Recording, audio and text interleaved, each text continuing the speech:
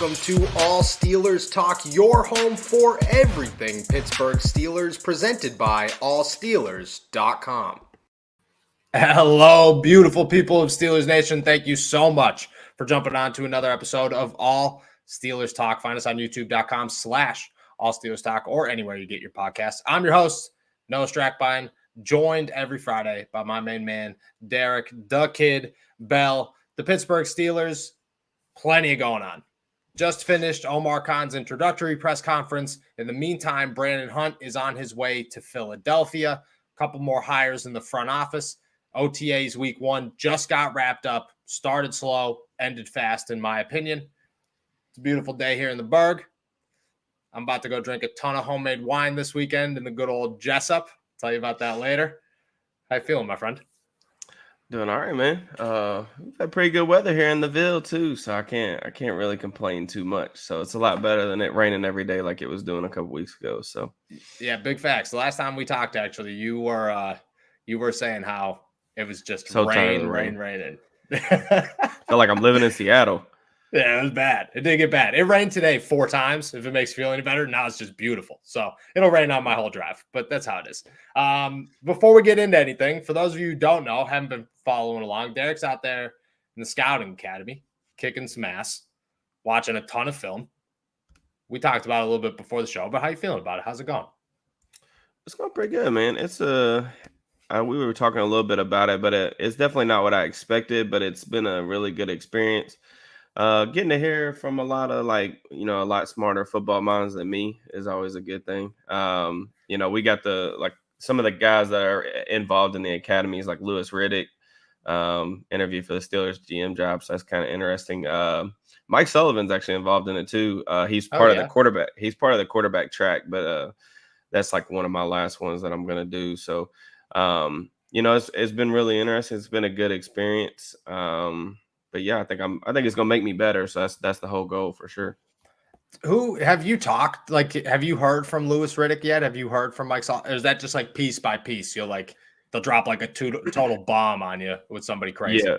So the first 2 weeks is all about they teach you about basically how to scout, like critical factors. They go over philosophies, just different things. Basic stuff, but a lot of stuff that kind of gets thrown or kind of goes under the radar, maybe stuff that you either don't notice or you should pay more attention to. But Riddick's really involved in the first 2 weeks. He talks almost every day. So, there's a 10 to 15 minute video that he goes over. He mentioned probably one of the coolest stories I've heard so far is he was talking about, one of the most rewarding times of his career. And they were basically saying the scouting department, you can be a really good scout or your scouting department can be on point, but your scouts have to understand how what the coaches want in a player. And then the coaches obviously take it from there in terms of coaching them up and helping those players develop to reach their potential.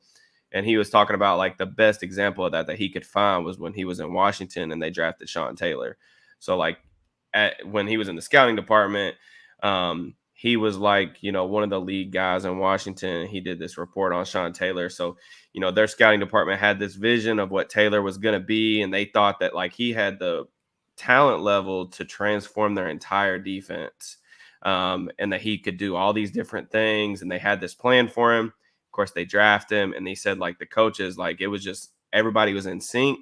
And, that's why Taylor kind of hit it off. And, he was a superstar really from day one. So he said those types of success stories of when everything comes to fruition like that are pretty cool in the scouting department. So I thought that story in particular, getting to hear him talk about that was pretty cool about how that came together.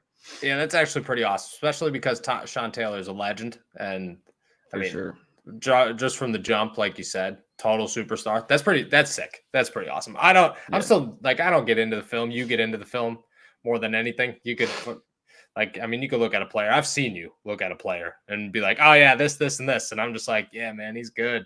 It's a good guy right there. It's been a cool experience, though, for sure. Yeah, it definitely looks like a good time. Happy. I'm glad that it's rolling. At some point, hopefully everything calms down and you know what I mean? You could take a nap or something. Everybody that's watched the show at least one time has always, I think all of our mindset, we should get t-shirts made. It's Derek should nap 2022. That should be it. Anyways, let's talk some Pittsburgh Steelers football. Omar Khan's press conference was today. I thought it was exactly what you expected. Everybody asked the same questions that they would ask every single time. Why did you get the job? What's going to change? What are you looking forward to? The answer to all those are nothing's going to change. I don't know why I got the job. I've been here 36 hours. Nothing's happened. So that's all that's gone with it. I know you've seen clips here and there. To me, nothing stood out. Did anything stand out to you? Yeah, I mean, nothing really stood out. I was a little surprised, I guess, just by the hire. Not that I didn't think that Khan was a deserving candidate. I just didn't know. I wasn't anticipating that be the direction that they would go. Because it is a little bit of an out of the box hire because, Khan doesn't have that scouting experience that most general managers do. He has a little bit of a coaching background. He's been helping the Steelers with the cap for forever. But at the same time, while I think it's a little bit out of the box, I also think, it's the Steelers way in some ways too. The internal hire, you keep that familiarity. Khan's worked with Colbert for a long time. It helps, sustain some of the things that they've been doing. And they don't have to look for a new cap guy. So, and I thought that them bringing in an assistant GM that has different strengths than he does and a different background was also, a little bit out of the box, but, a smart decision in my opinion, because that was really my thing. We knew that if Brandon Hunt didn't get the GM job, that he was more than likely going to go elsewhere. I mean, he's looking and he's deserving from everything that we know of having that opportunity to move up through the front office. So I was a little bit worried about the scouting side and what effect that would have. But bringing in an assistant GM that has that experience is, that's huge in my opinion. Yeah, I agree. I think that if you were going to go with Khan, which I was with you, I was shocked to see it happen. Wasn't upset about it, but I was shocked to see it happen.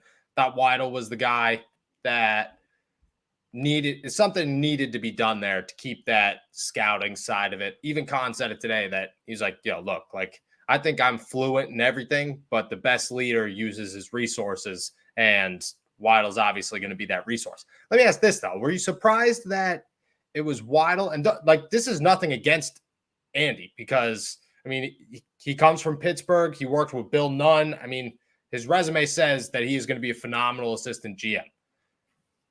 Was it a surprise that it was him instead of Khan as the GM and Brandon Hunt as the assistant GM? Yeah, so I kind of have different feelings on that. I'm not really sure, and we don't know, right? Because we're not in the room. But yeah, I just wonder if maybe that assistant GM is that a title that Brandon would have even wanted? Like, would he have wanted is he just looking for a GM job? And if maybe he didn't want to play second fiddle, because Omar Khan's not like, he's not an old guy. So, I mean, given the Steelers, lineage of, they don't fire coaches, they don't fire general managers. I mean, it's hard to lose like a front office or a coaching job in Pittsburgh. So maybe he's thinking, I don't want to play second fiddle here. I want to go elsewhere and, pursue, my dream job. Yeah. And you can't blame him for that. So we don't know. I was a little bit surprised. But, at the same time, like I said, I was happy about who it was.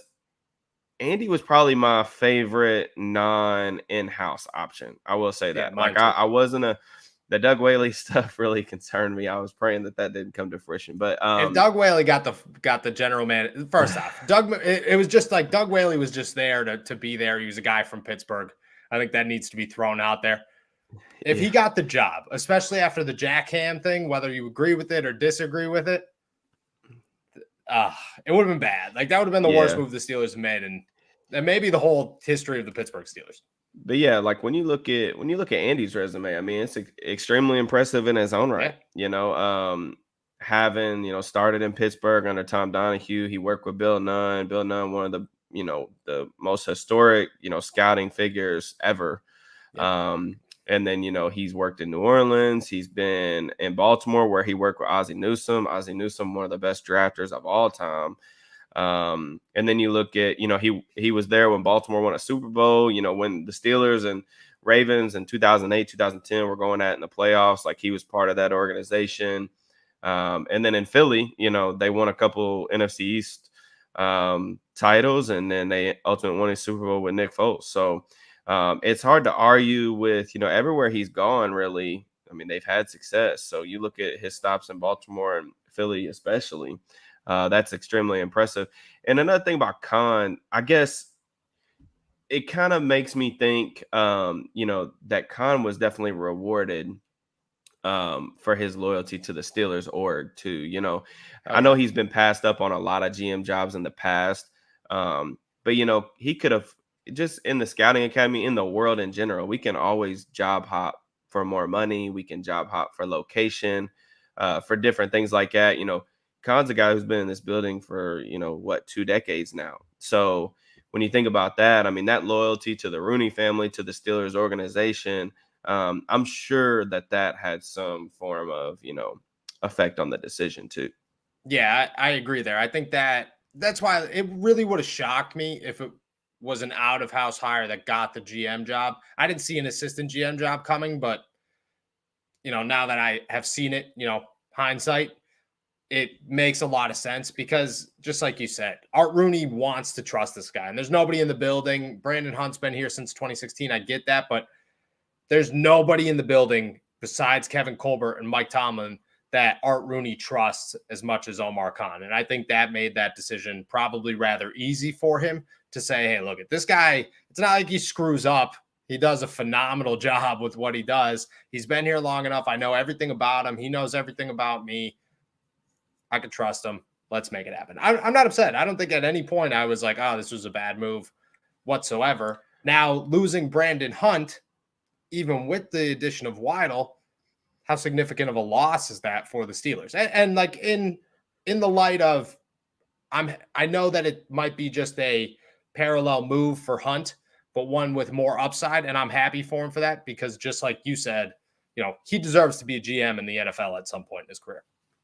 Yeah, I mean, you got to look at this field. I mean, the scouting field is extremely it's extremely competitive. Like something that I've learned, like doing the scouting academy, there's about 10 to 12 jobs in the scouting departments that really come open to the public, like that actually get listed on, there's no there's no job site for scouting. It's about who knows you, right? So there's only 10 to 12 jobs that normally come open. You got to think about how many of those are going to be filled by former players or people like that know people already within the organization. So then you cut that down probably to like 5 or 6. And then you look at the GM jobs. I mean, there's 32 teams. There's 32 jobs in the world for what he's trying to do. So it's extremely competitive. Now, losing Brandon, in my opinion, it's a big loss. You can't, I don't think anyone can dismiss that. Only they're going to really know how they're going to cope with that or, negate those effects.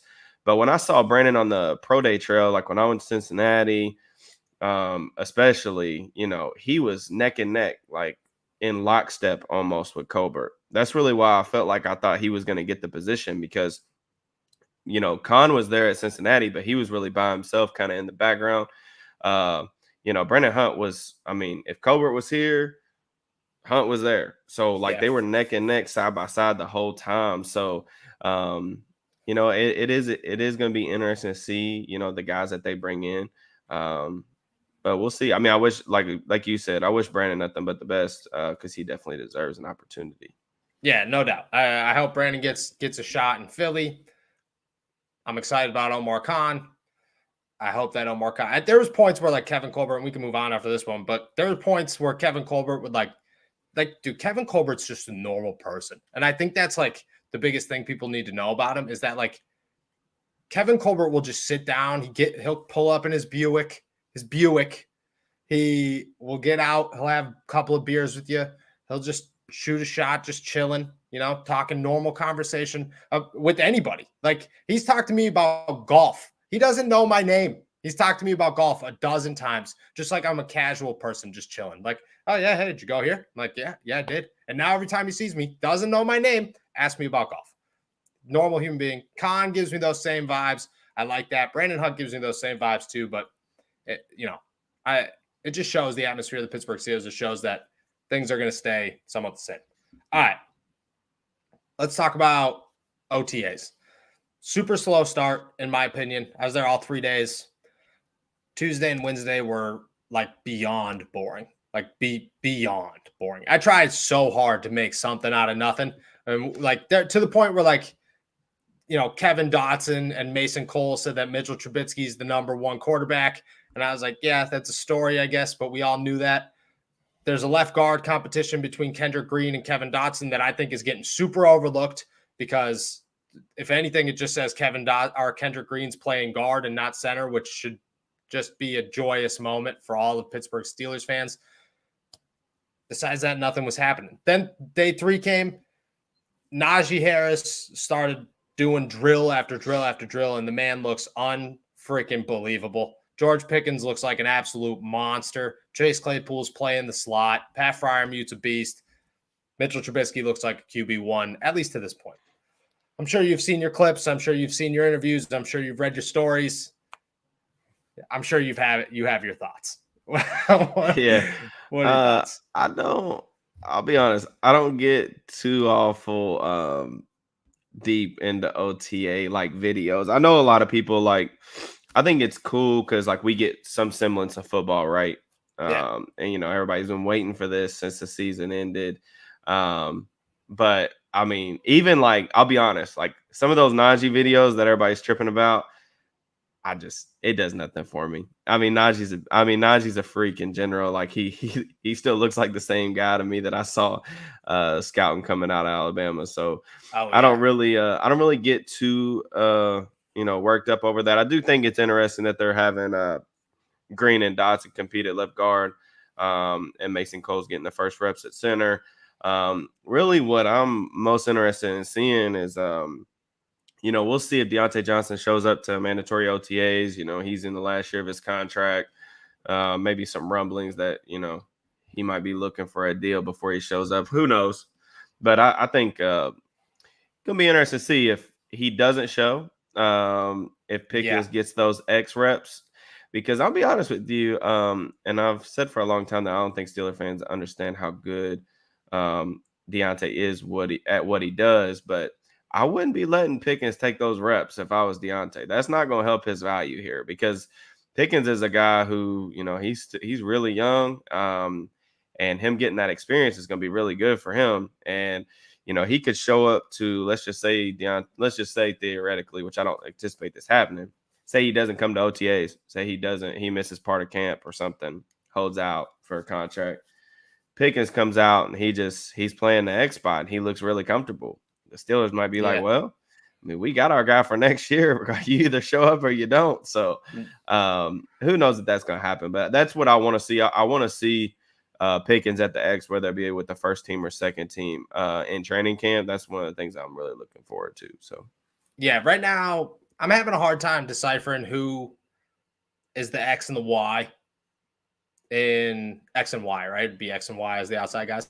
Yeah, so the Z is what Claypool was playing last year. So like the flanker on the other side. So the Y is normally like your slot guy, which I guess if you said he's working a little bit inside, that's kind of interesting too. Claypool's almost working. Oh, we just lost. Yeah, you're good. So, are you back? Almost exclusively on the inside right now. Pickens, it's just offense is different this season, like already, and it's hard to decipher there's no Chase Claypool run a straight route down the field at all. Every route is 7 yards, which is what we expected, but it's definitely a lot of George Pickens running a lot of really crisp routes. And I'll use next week to decipher where he exactly is on the field, but the first team reps were him, Cody White, and Chase Claypool. And dude, I went on a whole rant yesterday that he's a stud. It's ridiculous how fast he is, how crisp of a route runner he is. And he's as big as Chase Claypool and he's as fast as Calvin Austin. It's actually it's crazy what I've seen. And it's shorts and helmets. I'm trying not to overreact, but yeah. No, He I looks mean good. George is an impressive athlete, though. I mean, like we talked to him at the combine. I mean, I remember Yeah. standing in front of his media podium session, and he was talking about what set him apart from these other receivers in the class, and pretty much he was saying, I'm a tall receiver, but I don't play like a big guy. Like I play like a small dude, so I can Yeah. move like a 5'10", 5'11" guy. And that's really what I think makes him super intriguing, because I think his ability to move smaller than his size, but he also has that that jump ball ability, that body control, the contested catches. Those were all over his film at Georgia. So super talented kid. I mean, really, it's just a matter of like, are you going to be able to get everything out of him? Is he, Yeah. and that, I think we talked about that during the draft show. George could not have landed in a better spot than Pittsburgh for Mike Tomlin. For him to kind of be over his shoulder, that's really where he needed to be, in my opinion. Yeah, I love the move. Just to touch on your thoughts on Deontay, I agree with you. I don't know when he's going to show up. There was a part of me when I saw that he was supposed to be here for a youth football camp the day before OTAs. My mind was like, oh, he's coming to OTA. Like, he's not coming to Pittsburgh for 3 days and then he's leaving. That's not happening. And then he missed his youth football camp, which, delays happen. But if we're being honest, in my personal opinion, I'm skeptical that there were delays, because you're not here for OTAs. So it just get delayed and then you just canceled your flight, decided you weren't coming down. I don't know about that one. I'm not saying that Deontay would skip out on some kids. I'm really not trying to say that. Like, everything in me is like, be a good person here. I'm just skeptical. But I agree with you, dude. You don't want George Pickens to be that guy that's showing everybody, this is my team, this is my future. I could be this guy, because Deontay's contract's getting worse and worse. Fun fact, though, Deontay Johnson is set to make less money this season than Jordan Addison, who just transferred to USC. Yeah, and crazy. If I'm Deontay Johnson, NILs are crazy. But if I'm Deontay Johnson, I'm looking at Mike Tomlin and going, are you kidding me, man? You see what just happened to Pitt? Do you want that to happen to me? I'm out. Do I think he's going to show up? I think he'll show up for mandatory minicamp. I don't think anybody's trying to lose $88,000 a year. I don't care how much money you're making. That's a lot of money in one day, in 24 hours. Defensive side of the ball, Brian Flores showed up on the third day of OTAs. I mean, you could just tell that he, everything that you expected Brian Flores to be, he is. Nothing really new there. Miles Jack looks really good, which I think is upside, because Joe Schobert came in here, and I get it was training camp, but I think immediately you looked at Joe Schobert and said, maybe people are hyping this guy up a little bit too much. Like, he's not moving crisp. He doesn't seem to be a leader. I don't know how I feel about that one. Miles Jack looks like a young vet. He looks like a dude who's hungry. He's always got a smile on his face, which is really cool. Him and Devin Bush seem to be getting along real well. There's just a lot of good vibes going on. And then your boy Kello Witherspoon. A dog. Let me tell you. I get it. It's shorts and helmets. I get it. But he's the third person. So it's Najee. Najee is – everybody's like trying to like downplay how big Najee is right now. Like, he is ridiculous. 240. Dude, he's huge. Like, it's – the second I walked in, I was just like I didn't look at anything else. I was just like, holy crap. Did you guys see Najee's thighs? Like, oh my God, they're huge. Like, they're like getting weird. You're staring at them too long, huge. And it's the rest of them too. He's just thick. Like, he's just super thick. Number 2 is George Pickens. Number 3 is Kello Witherspoon. Kello looks like he's got all the swagger. Like, he looks like he's the guy that knows that this is his job. And that's how they're kind of treating it. It's him and Levi Wallace on the outside. I'd love to see that. Cam's kind of playing that utility piece again. I love to see that as well. I think defense could be really, really good. KZ picked out Kenny Pickett like 3 practices in a row. So, yeah, defensive back is looking good. Hey, that's what KZ does, man. His ball skills are crazy. I mean, he can't tackle, but he can pick up the quarterback. No, I mean, that's interesting. I think the defense really should be. I mean, it should be really, really good. I mean, they got the most expensive defense in the league, so you would hope and pray that it would. Do they really? Is it the most expensive defense in the NFL? They have the cheapest offense, most expensive defense. That's a real stat. That's a real number. Yeah, that's how they were last year too, though. That's ridiculous. Yeah. That just comes from TJ, right? TJ, Cam. Yeah, TJ, Cam, both on huge deals. But who else is getting paid? some Stefan? other.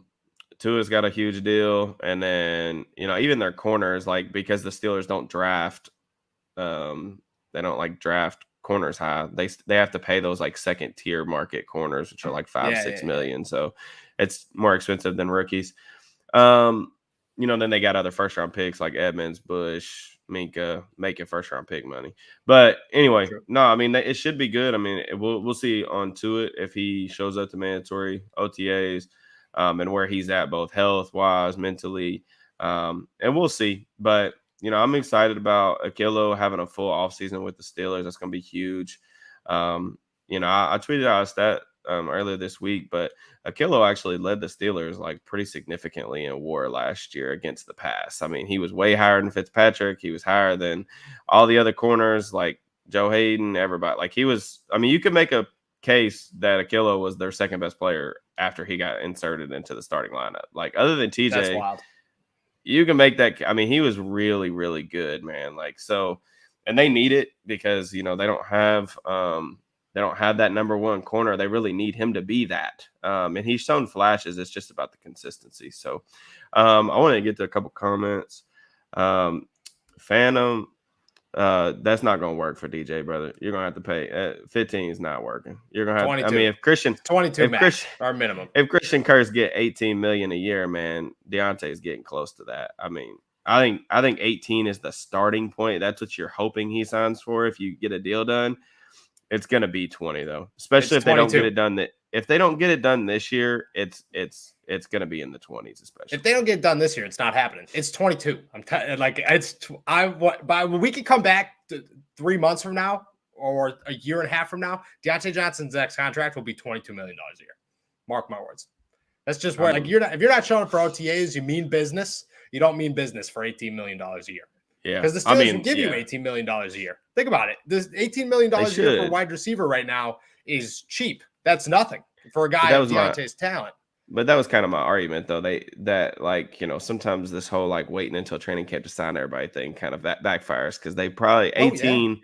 If they'd have got him for 18, back in February, this is a done deal. We're not even talking about it. But now, all these receivers have signed for crazy money, and he's probably looking at it like, Christian Kirk getting 18, like hell no, like I'm getting 20 something. So that ain't gonna work anymore. Like they say, yesterday's price, not today's price. So think about the fan reaction to that too. Think about how we'd all approach this. If he signed $18 million in February, there would be a total outcry of, that is ridiculous money for 2 weeks. And then Christian Kirk would sign a ridiculous deal. The next person would sign a ridiculous deal and so on and so forth. And we'd be like, oh man, dude, the Steelers got an absolute steal for Deontay Johnson. Now people are like, I wouldn't even touch him with a 10-foot pole for $20 million. Like, yeah, no, I mean, it's just one of them things. I've always said that I think Steelers fans just don't like paying offensive players. No, anyone on defense, they can get whatever they want, and nobody cares. But anybody on offense, they're like, no, we can't pay him. So it is what it is. But here it's kind of to stay on the topic. Up at the top here, we had somebody. Oh, I'm gonna lose him. The question was Deontay or Chase Claypool, who has the better chance to stay? I lost the comment, but I know that's what the question was. It should be Deontay. Chase is a lot more easily replaceable. Chase is very replaceable. Who has a higher ceiling? It's with still staying Johnson. With the team. Johnson already has an elite trait. Chase doesn't. So I agree. What it is. I mean, that's pretty easy one for me. I mean, I not to say Chase can't be a good receiver, and I know I don't know. Steeler Nation picks out these guys to become punching bags. And I feel like Chase is kind of the punching bag right now, and it sucks. But, when you have a disappointing season like he did, he has some mental, gaffes that just can't really be explained. We'll see how that goes. I'm rooting for Chase to have a bounce back season, though. I mean, they still need him. He's got 2 more years on his rookie deal. I don't know if he's a guy that they'll want to keep for the future, but He's talented enough to be a number 2 wide receiver. They just need it more consistently, and he's got to work on staying on his feet. He said in his interview, he's like, I am fully aware that I fall down all the time and I have to stand up. And I was like, well, I'm glad they waited until Ben retired to do that. Yeah. Jesus Christ. Yeah. I'm just saying the first step to fixing a problem is admitting you have one. That was big. Last year Chase would have just been like, dude, it's you guys. It's the media. You're editing the photos to make me fall. I'm telling you, that's how they work. I think Chase is going to be fine this year. Heading into week 2, OTAs, you just said you don't even care, but we're looking forward to week 2 as we move towards Tuesday. I mean, I'll talk to you guys about who looks good, who doesn't, but I don't know. I mean, I am kind of interested, like just some things I think will be different like this season. I've heard that Flores is going to be involved in, the defensive fronts in terms of like the blitz schemes and some stuff like that. Now, we won't really see that until the regular season. I mean, they're not even going to show anything in preseason, but I am interested to see that, a guy that I think could benefit from that, is Devin Bush. Devin's really never looked like that top 10 pick that the Steelers traded up for, but he had, a down season even to that regard last year coming back from the ACL. But you look at Flores when he was in Miami, his inside linebackers, Jerome Baker, like when he got there, like they started blitzing him more. So I'm just wondering if maybe that's a way to unlock kind of Devin's athleticism. Maybe some of that is just truly Zap because of the ACL. We'll see. But, I'm looking forward to seeing, like, if he can start, picking some things up. I want to see how he looks at camp, too, once the pads come on. So I'm interested in seeing that. That's one of the things I'm looking forward to. Yeah, Brian Flores looks good. Just to answer this real quick, the biggest thing with OTAs, and I think you touched on this, is you can't get into the videos. The videos mean nothing. Brian Flores was working with the inside linebackers and the outside linebackers who were working drills with running backs, fullbacks, and tight ends. That's the biggest thing here. Like I've had a million people like hit up my Twitter and everything, and like I feel terrible because it's genuine questions, but it's just like videos look terrible, man. Like videos are going to leave you with the smallest amount of information, and it stinks that we can't like say what we've seen outside of the 15 minutes that we saw. Even though I've been dropping nuggets on here left and right until ask for forgiveness, not permission. That's always been my rule. And I'll keep dropping them and I'll keep letting you know, like, this is what's happening. But no, Flores is working with defensive backs. Honestly, I haven't seen him work with the defensive line much, which is, I don't know. I'd like to see it happen more, but he's only been there one day. I don't know where he was the first 2 days, but he wasn't at practice. I think he was at a meeting, at an owners meeting or something. And when he showed up, he looked good. I mean, it's hilarious. I love how small he is. Like, He comes running by, and I'm just like, oh, Brian Flores, I forgot about you. I mean, I know everybody's hyped on Flores too, and I mean, like, I can't lie, I'm excited about that addition. But just getting to talk to, like, when we were at the combine, like getting to talk to some of the linebackers that met with the Steelers, and Flores was in their meetings. That got me jacked up a little bit. I ain't even gonna lie. So, hearing like when we talked to, I think it was Darian Beavers from Cincinnati. Of course, I talked to Leo Chanel a couple times. Just about the energy that Flores brings, that's definitely something that rubs off on the players. So, I like that. And I think that that's going to have, that's going to be nothing but good things for the Steelers. I mean, you got a guy who's way overqualified at inside linebackers coach. I mean, he's way overqualified. So that's a W for them. We'll see how it plays out. I hope I want to see some like really creative like blitzes. That's what I'm looking forward to. Yeah, I agree. All right, before we head out here, I saw you and Donnie talking about Minka Fitzpatrick's contract. I believe it's going to start negotiating here soon now that they have a new GM. I want to know your thoughts. I didn't get to listen to the whole episode. I listened to about half of it, and I want to know because I don't have a number. I believe you have a number that you were working with. we don't have to really dive deep into it, but I have been interested, and I almost forgot to bring it up.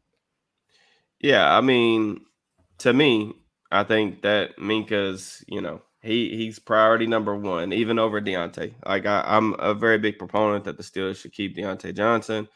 But I do think that Minka's gonna take precedent over that. Um, and when you talk about Minka, I mean, he's a great player. He's been all pro. He's really stabilized that secondary. They're not giving up those big plays that they were giving up before he was here. He's a playmaker. He turns the ball over, and he's available. He's literally missed one game in his entire career, and it was the Chargers game from last year. So you look at all those things, like he's got the talent. He's young. He's always available. So to me, that's top of the market money. I mean, Jamal Adams, like, is still like the top paid safety at like $17.5 million a year. I got no qualms with 18 to 20 million for Minka. Like 18 to 20 million per. Like I know that I get the argument that safety is not a premier position. I don't care. Look, you draft guys, or you acquire players with hopes that they're going to be like Minka Fitzpatrick. You have no problems out of him. He's a good dude. He no off the field stuff. Incredible talent. Always, yeah, always available, which he might deserve. But he did. That stuff. To me, that's absolutely a no-brainer. If we get over the 20 million mark, I start to get a little bit, all right, this is a lot for a safety. But I do think that 20 million is kind of like, I mean, I would have no qualms with that, depending on guaranteed money. The thing that I brought up with Donnie, though, is like, it's going to be interesting to see. TJ Watt got the Steelers to break their precedent of not guaranteeing any money past the signing bonus, and they did with Watt. They guaranteed the first couple of years of his deal. So my question, since that day that we heard of Watt signing last year, is Minka gonna go for that? And if he does, are they gonna give it to him? Because we know how the Steelers are built, right? Like, we talk about it all the time. We talked about it through the draft season. The Steelers are built front to back. So they're built in, like, they want that pass rush. TJ does that. Okay. They invest so many resources into edge. They don't normally do that with safety, though. So not nearly as much in the secondary. So, like, would they be willing to make those concessions on, like, hey, we'll guarantee the first 2 years of your deal and your signing bonus? Or are they going to go back and say, look, TJ was the only exception. Don't think about it. It's either signing bonus or nothing. So that's where I'm at. It'll be interesting to see how it plays out. It will be super interesting. I remember, this is a quote that stood out to me. It still has stood out to me. Is Minka saying he has watched TJ's contract negotiations as close as he can, and that he learned from it. And I think that meant that he's going to take that approach that TJ took the same way. He's still a practice. I don't expect him not to be a practice. He's still going to work as much as he can work. I agree with you with the 20 million mark. I don't know. I could see them. If there's two guys on this team that deserve to kind of break that precedent, I believe that it's Minka and TJ.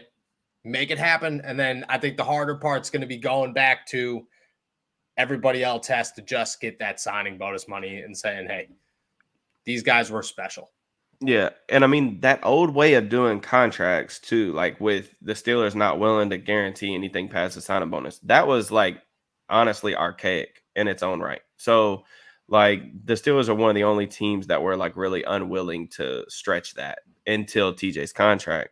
But I just think with Minka, he just checks all the boxes, man. Like, it's a no-brainer for me. Like, I tell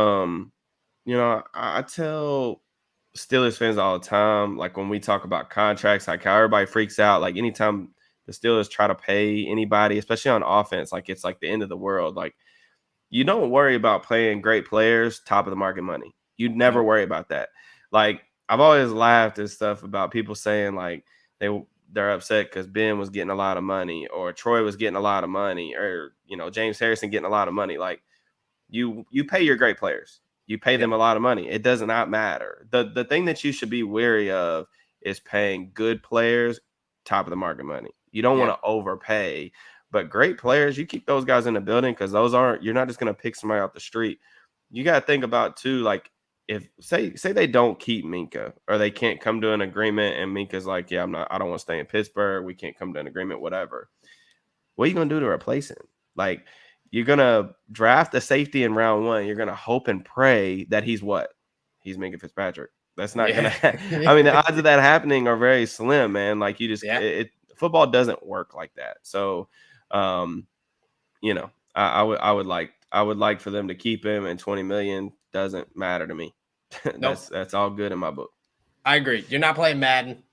You're not drafting guys off of a computer. This is real life. Minka Fitzpatrick works harder than everybody on the football field outside of TJ Watt. So to me, I mean, I agree with everything you said. I think that's the perfect way to wrap it up, is just pay him because he deserves to be paid. It's a no-brainer. It is. It's a no-brainer. I think we've hit that part of the offseason where everything we pretty much talk about is a no-brainer. It's fun, boring, terrible time, but that's what we do. This is our job. It's a good time. All right, we're heading out of here. Thank you, everybody, for jumping on to another episode of All Steelers Talk. Make sure to subscribe to us on YouTube, youtube.com/All Steelers Talk. And as always, use our promo code at manscaped.com for 20% off plus free shipping. We'll be back Tuesday after another great day of OTAs week 2. Enjoy your Memorial Day weekend. We'll be back. Peace.